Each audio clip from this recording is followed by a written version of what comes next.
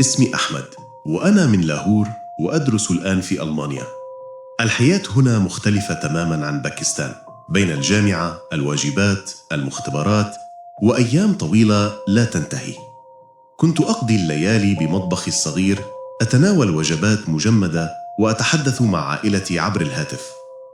كنت أدرس مع صديقين قريبين لي من باكستان، بلال وجواد، كل منا في قسم مختلف، لكن كنا نشارك نفس الغرفة. بعد أسبوع متعب، جاء عطلة نهاية الأسبوع، وكانت فرصتنا للخروج وتجربة شيء مختلف بعيداً عن المدينة والحياة الروتينية. قررنا أن نذهب للتخييم في أحد الغابات البعيدة. بحثنا عن مكان بعيد وآمن، حتى وقع اختيارنا على بحيرة صغيرة محاطة بالغابة الكثيفة تسمى مونسي. كانت المنطقة معروفة بجمالها الطبيعي، لكنها أيضاً مشهورة بكونها معزولة، وبعض الناس يصفونها بأنها مسكونة، وهناك كوخ قديم مهجور في الغابة.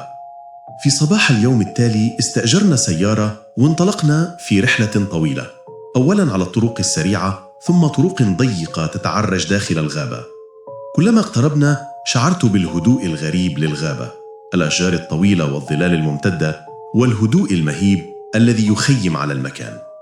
وصلنا إلى البحيرة قبل الغروب بقليل، وكان منظرها أخاذاً، مياه عميقة زرقاء تحيط بها الأشجار، وجزء صغير مسطح قرب البحيرة يمكننا الوقوف فيه وإقامة الخيمة. نصبنا الخيمة وأشعلنا ناراً صغيرة، بينما كان الهواء محملاً بالهدوء والبرودة، وسرعان ما بدأت الغابة تظهر جانبها الغامض. في حوالي الساعة 10 مساءً سمعنا أول صوت غريب.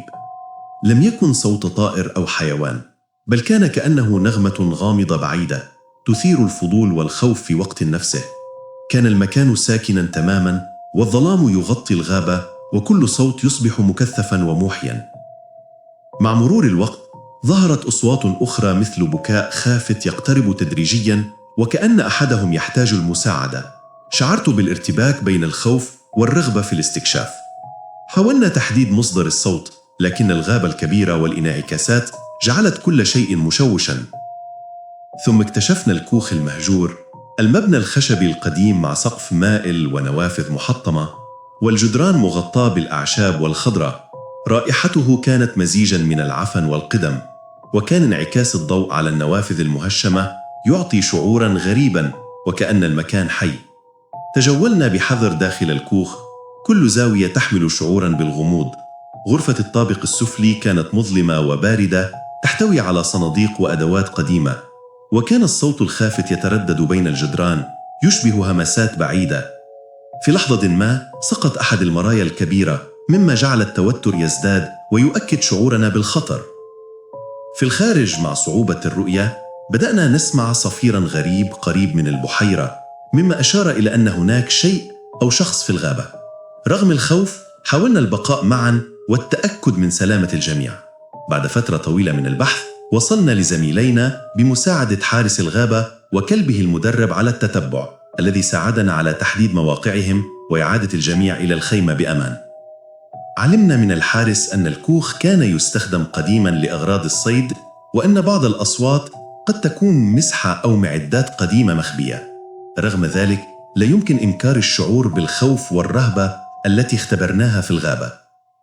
عندما عدنا إلى المدينة اكتشفنا تسجيلاتنا التي سجلها جواد داخل الكوخ، وسمعنا أصواتاً غامضة ورفيعة، نغمة بسيطة وصفير يبعث على الرهبة، مما جعلنا ندرك أن التجربة كانت حقيقية تماماً، وإن الغابة والكوخ القديم ترك فينا أثراً لا ينسى.